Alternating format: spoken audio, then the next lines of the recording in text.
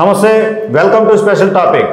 ఏపీలో చూసుకుంటే ఎన్నికలు సమీపిస్తున్న నేపథ్యంలో అన్ని పార్టీలు అభ్యర్థులను ఎంపిక చేసే ప్రక్రియలో కసరత్తు చేస్తున్న పరిస్థితి. మరి జేడి లక్ష్మీనారాయణ గారి నేతృత్వంలో ఏర్పడినటువంటి ఏదైతే ఆవిర్భవించినటువంటి జై భారత్ నేషనల్ పార్టీకి సంబంధించి అభ్యర్థుల ఎంపిక ప్రక్రియ ఎలా ఉంది, అభ్యర్థులను ఎన్ని నియోజకవర్గాల్లో రంగంలోకి దింపాలనే కార్యాచరణతో ముందుకెళ్తుంది, అలాగే ఏదైతే మేనిఫెస్టోను ప్రజల్లోకి తీసుకెళ్లేటటువంటి కార్యాచరణ ఎలా జరుగుతుందనే అంశాలు మనం తెలుసుకోవడానికి ప్రయత్నం చేద్దాం. మనతో ఉన్నారు జై భారత్ నేషనల్ పార్టీ రాష్ట్ర ప్రధాన కార్యదర్శి మనతో ఉన్నారు వెంకటరామారావు గారు. సార్ చెప్పండి, ప్రస్తుతం ఏంటి సార్ జై భారత్ నేషనల్ పార్టీ రానున్నటువంటి ఎన్నికలకు సంబంధించి కార్యాచరణ ఎలా జరుగుతుంది? అభ్యర్థుల ఎంపికకు సంబంధించి కావచ్చు, మేనిఫెస్టోని ప్రజల్లోకి తీసుకెళ్లే క్రమంలో కావచ్చు.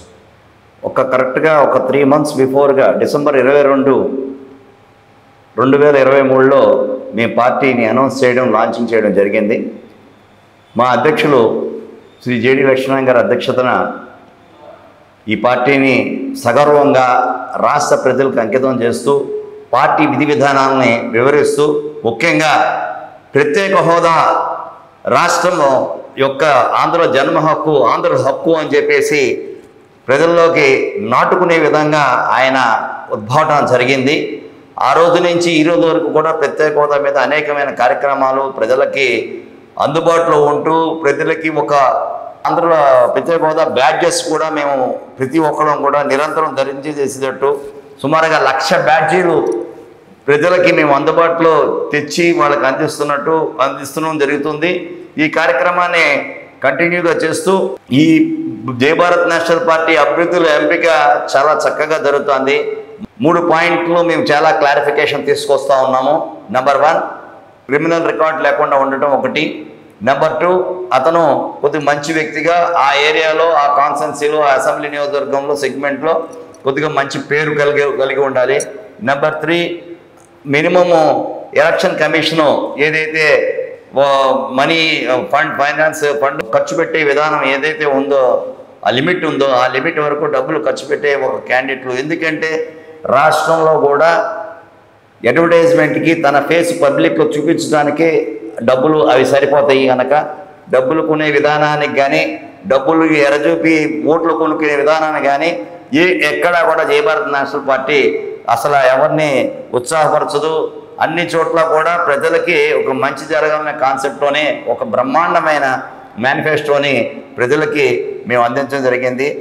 ప్రతి మేనిఫెస్టో కూడా పబ్లిక్కి అందరూ కూడా చూసే విధంగా మేము అన్ని చోట్ల, అన్ని వేళలా కూడా దీన్ని అన్ని ఛానల్స్లో కూడా, సోషల్ మీడియాలో కూడా మేము మా వెబ్సైట్లో కూడా పొందుపరచడం జరిగింది. డీటెయిల్డ్ మేనిఫెస్టోలో బ్రహ్మాండమైన పథకాలు ఉన్నాయి. ఇది ఒక bench mark for the existing parties to refer the manifesto అని ఖచ్చితంగా చెప్పగలను. నేనే కాదు, ఇవాళ రాష్ట్ర ప్రభుత్వం నుంచి బ్రహ్మాండమైన స్పందన ఉంది ఈ మేనిఫెస్టో గురించి. సార్, ఇటువంటి మేనిఫెస్టో మిగతా రాజకీయ పార్టీలు అవలంబిస్తే చాలా బాగుంటుంది అంటే అది తప్పనిసరిగా మన బెంచ్ మార్క్ అవుతుందని చెప్పేసి మేము భావించడం జరుగుతుంది. సార్, ఇప్పుడు రాష్ట్రంలో చూసుకుంటే కనుక ఆల్టర్నేటివ్ అనేటటువంటిది ప్రజలు ఆలోచిస్తున్నటువంటిది. ఎందుకంటే ప్రస్తుతం ఉన్నటువంటి ప్రభుత్వం నుంచి కొన్ని విమర్శలు ఏదైతే ప్రజల్లోకి వెళ్తున్న నేపథ్యంలో అప్పులు తీసుకొచ్చి ఈ బటన్ నొక్కి నగదు బదిలీ చేస్తున్న అనేటటువంటి విమర్శ, ఆ ప్రభావం మళ్ళీ ఆ వడ్డీలకు వడ్డీలు అనేటటువంటి ఒక ఆర్థిక భారం అనేది మరలా ప్రజలపైనే పడుతుంది, ట్యాక్సుల రూపంలో కావచ్చు, ఇతర రూపాల్లో కావచ్చు అనేది. జై భారత్ నేషనల్ పార్టీకి సంబంధించి ప్రజలు స్వయం సమృద్ధి సాధించడానికి ఎలా ముందుకెళ్ళబోతుంది ఒకవేళ ప్రజలు ఆశీర్వదించి ప్రభుత్వం అవకాశం ఇస్తే? బేసిక్గా మేము ముందులే చెప్పాం. మా అధ్యక్షుడు వారు జేడి లక్ష్మీనారాయణ గారు ఏదైతే పార్టీ ఆవిర్భావ దినోత్సవంలో కూడా ఆ రోజే ప్రకటించారు, అప్పు చేయం తప్పు చేయమని. అంటే చాలామంది దీని మీద కొన్ని నెగిటివ్ కామెంట్స్ చేయడం జరిగింది. ఏంటి, ఆంధ్ర రాష్ట్రంలో అప్పు చేయకుండా మీరు ఎట్లాగా సర్వైవ్ అవుతారంటే, yes, we have confidence to not only survive the government but also we need not have a loans from any other institutions like from the central government or foreign funding like.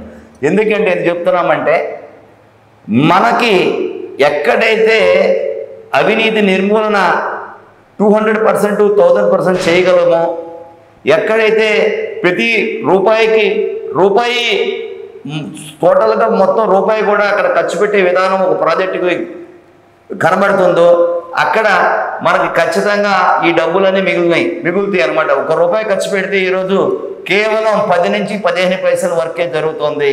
ఇది ఎవరైనా సరే గడిచిన ప్రభుత్వాలు కానీ ఇప్పుడున్న ప్రభుత్వాలని గుండెల మీద చేసుకొని దేవుడి మీద ప్రమాణం చేసి చెప్పమని చెప్పండి. అయ్యా, మేము రూపాయి ఖర్చు పెడితే ఈ రూపాయి కూడా ప్రాజెక్టు వినియోగం జరుగుతుంది. ఒక్క పైసా కూడా మేము కానీ, మా అధికారులు కానీ, మా మంత్రివర్యులు కానీ, మా ఎమ్మెల్యేలు కానీ, మా ఎంపీలు కానీ తీసుకోవటం లేదని చెప్పగలిగే పొజిషన్ మీకు ఉందా అని అడుగుతా ఉన్నాం. ఎందుకంటే మా జై భారత్ నేషనల్ పార్టీ ఖచ్చితంగా ఇది మేము గుండెల మీద కాదు, మా సొంత ఫ్యామిలీ మెంబర్స్ మీద కూడా ప్రమాణం చేసే ఒక ధైర్యం మాకు ఉంది అని చెప్తా ఉన్నాం. ఇంకొక విషయం చెప్తాను. ఈరోజు మీరు అడగచ్చు, ఎందుకయ్యా మీరు 3 నెలల్లో పార్టీలు తీసుకొచ్చి జై భారత్ నేషనల్ పార్టీని తీసుకొచ్చి మీరు ఓట్లు చేర్చడానికి కొత్త రాజకీయ ఎత్తుగడ పనుతో అన్నారు. కాదు, మేము ఓట్లు చేర్చడానికి రాలా, సీట్లు చేర్చడానికి వచ్చాం. ఈరోజు మీరు అందరు ప్రజలకి మేము ఒకటే విజ్ఞప్తి చేస్తూ ఉన్నాం. ఏ రాజకీయ పార్టీ అయితే ఆంధ్ర రాష్ట్రానికి తీవ్రమైన అన్యాయం జరిగిందో, ఆంధ్ర రాష్ట్రాన్ని ప్రజలను తీవ్రంగా మోసం చేశారో, ఆంధ్ర ప్రజలకి ఏ రకమైన సౌకర్యాలు సమకూర్చకుండా అధోగతి పాలు చేస్తూ ఉన్నారో ఆ రాజకీయ పార్టీ భారతీయ జనతా పార్టీ.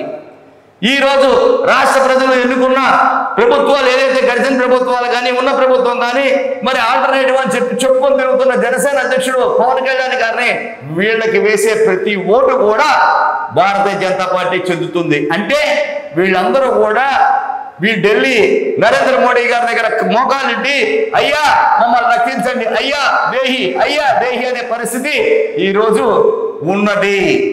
కాదని వీళ్ళు చెప్పగలిగే పరిస్థితి ఉందా?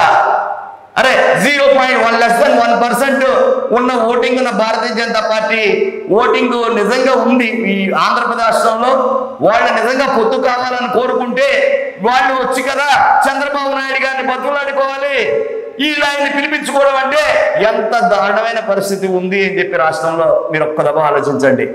పవన్ కళ్యాణ్ గారు ఏకంగా పొత్తులోంచి ఉన్నారో లేదో కంటిన్యూ ఉన్నా అని చెప్పుకునే ఈ పవన్ కళ్యాణ్ గారు అసలు ఆ రాష్ట్రంలో ప్రత్యేక హోదా కానీ, మన విశాఖపట్నం స్టీల్ ప్లాంట్ కానీ, అమరావతి కానీ, రైల్వే జోన్ కానీ ఇంకా ఏ రకంగా కూడా వాళ్ళకి చిత్తశుద్ధి ఉందా?